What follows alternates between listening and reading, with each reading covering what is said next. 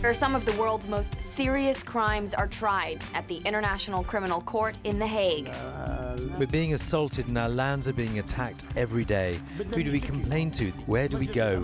Palestinian President Mahmoud Abbas's bid to join the ICC has widely been reported to mean the Palestinian Authority could pursue war crimes against Israel. The likelihood Israel would voluntarily submit its citizens or evidence to an ICC investigation is slim. Prime Minister Benjamin Netanyahu has called the Israel Defense Forces the most moral army in the world. Not to mention, Palestinian submission to the ICC means Israel could lodge complaints against the PA for firing rockets into areas where there were Israeli civilians. On the other hand, Palestinian complaints could include Israeli action over the summer during the war between Israeli and Palestinian militants. The conflict left almost 1,500 Palestinian civilians dead and more than 70 Israelis, according to the UN.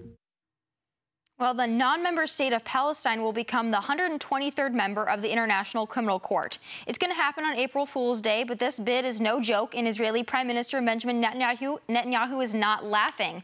The move could see Israel tried for war crimes. So, President Abbas, what's your angle? Is it the Palestinian struggle for independence or a last-ditch effort to raise your credibility and show Palestinians you have their back? I have a feeling my next guest has an opinion. I welcome returning On Point contributor and international relations expert Philippe Assouline back to the bullpen. As always, Philippe, thanks for being here. As always, it's a pleasure. Thank you, Tomi. So what's behind the application and what does it mean for Israel? So I think you highlighted a very important point that it's not always about us or about Israel. There's a lot of internal Palestinian political dynamics. And President Abbas, as you were saying, is probably trying to show that he has, quote, the Palestinians back. He's making a move in response to the war this summer that Hamas is competing with him on, right? They have the strong rhetoric. He might have some strong action. Alternatively, and I think this is the view of the U.S. and much of the Western world, Abbas is trying to achieve a state or the trappings of a state without making peace with Israel, without ending the conflict. So this comes as part of the package of him going to the UN Security Council and trying to get a declaration that a state exists.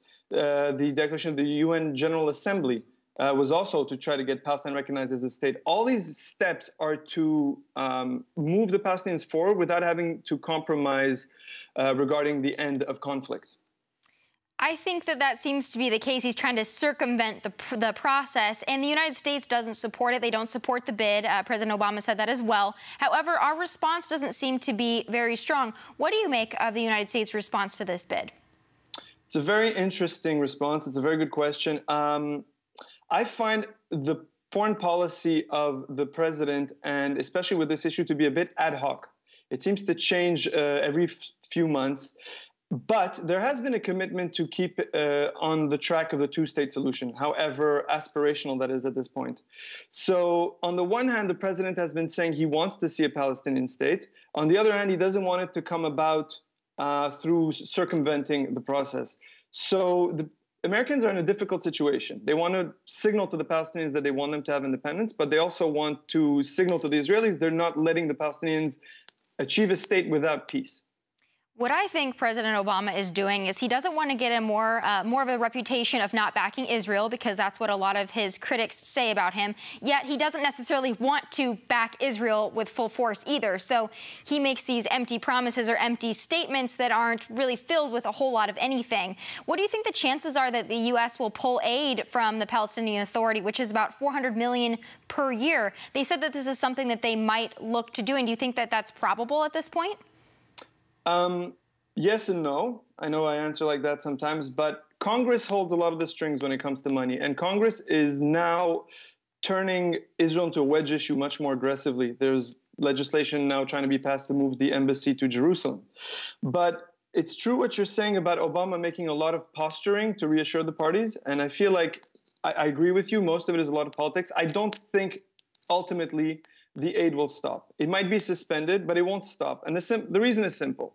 If the aid stops, the Palestinians will find money somewhere else, and from parties who are less likely to have a stabilizing influence. I think you're right about that. What do you think about Netanyahu's response? Because he's someone that doesn't just posture. He does what he says he's going to do. And part of that is the retention of tax revenues, which some say could actually bankrupt the PA. What do you think of his actions? Actually, I don't entirely agree with you that he doesn't posture. I think he has postured. This is a move that Israeli governments have done in the past to signal their discontent at support for terrorism from Palestinian leadership and things like that.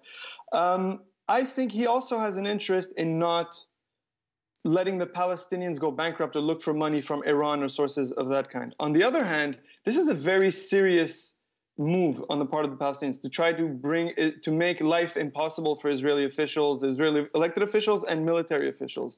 So I do expect him to do something different. I suspect it won't be withholding the tax revenues for a long time. That would be a new move. They've done it temporarily in the past, but it's never lasted. How likely is it that Israel actually be tried for war crimes? It really depends. I actually did some work with the ICC, and they were at the time extremely careful in maintaining an air of impartiality and, objectivity. On the other hand, Israel in the international fora is not really treated fairly all the time. This is a body that's related to the UN.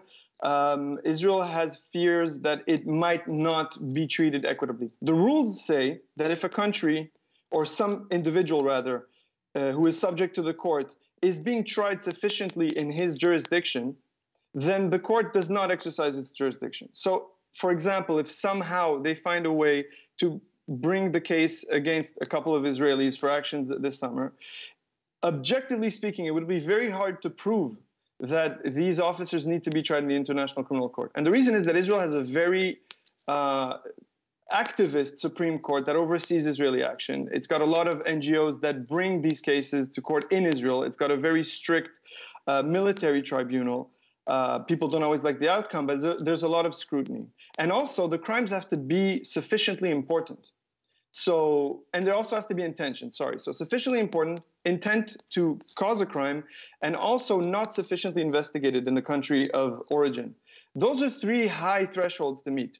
So Israelis think they have the law on their side, and they actually are very confident that they didn't commit any crimes, but they don't trust the judges in that court necessarily to come to the right decision when it comes to them. I think you're right. It seems to be more symbolic than it would actually do anything, and I wonder if Israel could turn around and say the same thing. But going back to the motivation behind it, President Abbas, yes. I think that he is trying to gain credibility with his people, which is understandable after the failed UN Security Council resolution that would end Israel's occupation by 2017. Now, that failed. Do you think that there's a chance he's going to bring that back up, reintroduce that, and push for that once again? Well, he's saying he will. It's a bit weird to not respect the decisions of the international community, but he was dealt a severe blow in not having this resolution passed, and it humiliated him in front of the Palestinian public. So he said he would do it again. And the likelihood is that the next Security Council might be more favorable to the Palestinians because of the parties. But the Americans, he may want to force the Americans into exercising their veto to humiliate them and then extract concessions.